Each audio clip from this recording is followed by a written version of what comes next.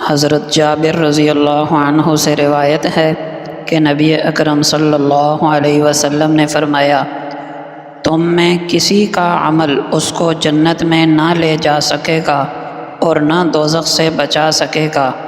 اور میرا بھی یہی حال ہے،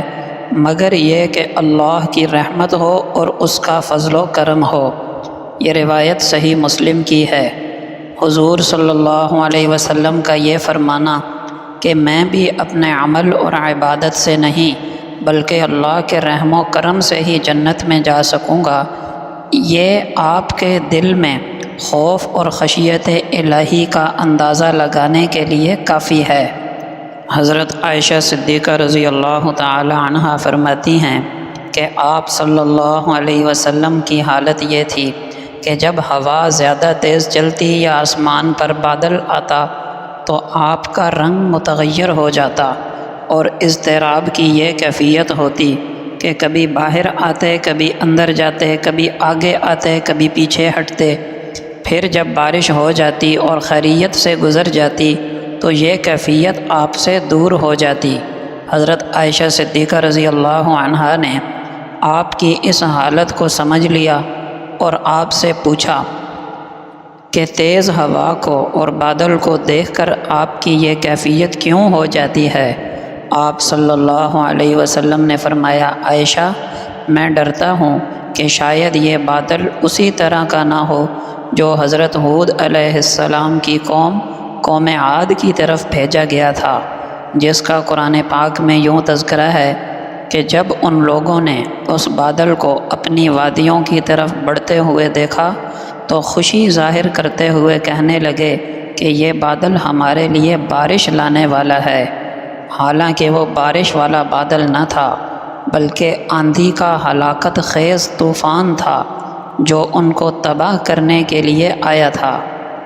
حضرت انس رضی اللہ عنہ سے روایت ہے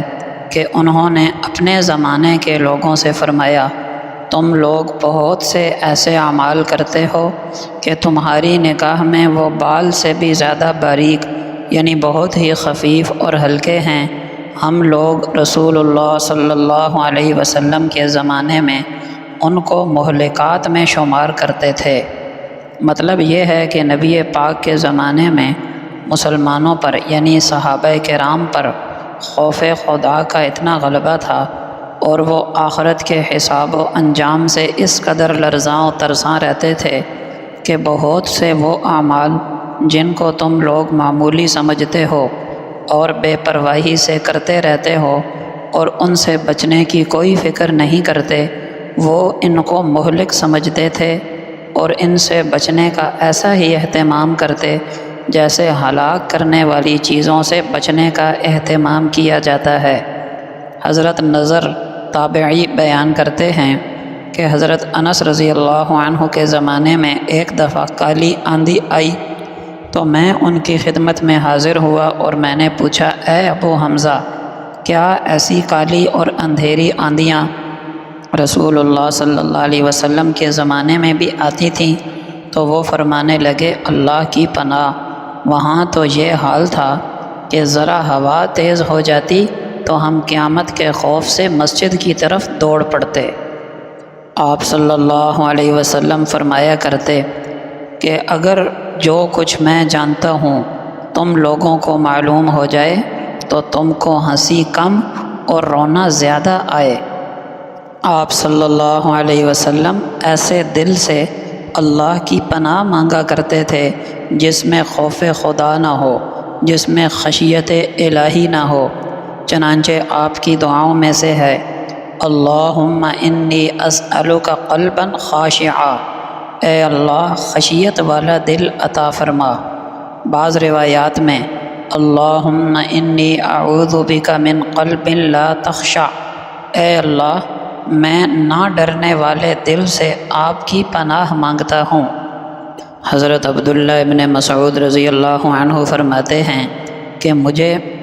نبی اکرم صلی اللہ علیہ وسلم نے فرمایا، عبداللہ مجھے قرآن پڑھ کر سناؤ۔ میں نے کہا، اے اللہ کے رسول، میں آپ کو قرآن سناؤں؟ حالانکہ قرآن تو خود آپ پر نازل ہوا ہے۔ آپ صلی اللہ علیہ وسلم نے فرمایا میرا دل چاہتا ہے کہ میں دوسرے سے قرآن سنوں، چنانچہ میں نے سورہ نساء پڑھنا شروع کر دی، اور جب میں اس آیت پر پہنچا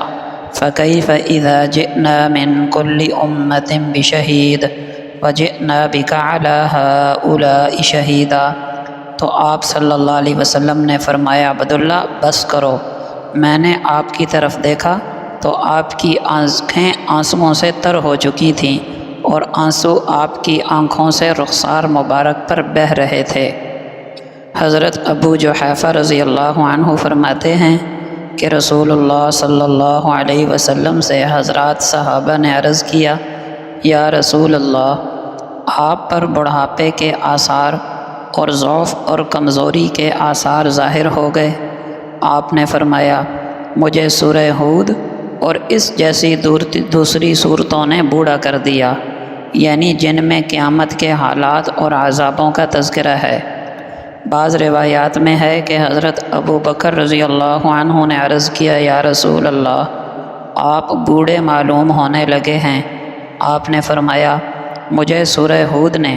سورہ واقعہ نے، سورہ مرسلات نے، سورہ عما یتساءلون نے اور اذا الشمس کورت نے بوڑھا کر دیا، یعنی میں ان صورتوں کو پڑھ کر جن میں قیامت کا ذکر ہے بوڑھا ہو گیا ہوں۔ قیامت کے حالات معلوم ہونے پر اور یہ یقین ہونے پر کہ اس سخت دن میں ہم بھی موجود ہوں گے، اور معلوم نہیں اچھوں میں ہوں گے یا بروں میں، اور عرش کے سائے میں ہوں گے یا تپتی ہوئی زمین پر پسینہ پسینہ ہو رہے ہوں گے، جس قدر بھی رویا جائے کم ہے، اور جس قدر بھی اس دن میں اپنے آپ کو گھلایا جائے کم ہے۔ بعض حضرات نے سورہ ہود کے بارے میں لکھا کہ آپ صلی اللہ علیہ وسلم کو اس آیت نے بوڑھا کیا فَاسْتَقِمْ كَمَا أُمِرْتَ، کہ آپ اسی طرح ثابت قدم رہیں جیسا کہ آپ کو حکم دیا گیا۔ اس وجہ سے آپ صلی اللہ علیہ وسلم نے فرمایا کہ مجھے اس صورت نے بوڑھا کر دیا، مجھے ڈر ہے کہ کہیں حکم خداوندی پر پورا نہ اتر سکوں اور کہیں اللہ تعالیٰ گرفت نہ فرما لیں۔ دیکھیے سردار دو جہاں صلی اللہ علیہ وسلم کی حالت، جن کا اللہ جل شانہ نے بالفرض ہوتے بھی صحیح تو اگلے پچھلے سب بخش دیے، جو سب سے پہلے جنت کا دروازہ کھلوائیں گے، جن کی وجہ سے ارب ہا ارب انسان جنت میں جائیں گے، اور جنہوں نے تکالیف پر تکالیف سہ کر دین کو دنیا میں پھیلایا، وہ ڈر رہے ہیں کہ مجھ سے اللہ کا حق پورا ادا نہ ہوا، اور ایک ہم سیاکار ہیں کہ جنہیں گناہوں سے فرصت نہیں اور اعمال میں کھوٹ ہی کھوٹ ہے، تھوڑا بہت غلط سلط الٹا سیدھا عمل کر کے اللہ تعالیٰ کے ذمے اجر و ثواب واجب سمجھ لیتے ہیں، یہ نہیں دیکھتے کہ ہمارے عمل میں کھوٹ کتنا ہے اور کتنے لاتعداد گناہ ہم اپنے سر تھوپ رکھتے ہیں۔ بھلا اللہ کا حق کس سے ادا ہو سکتا ہے؟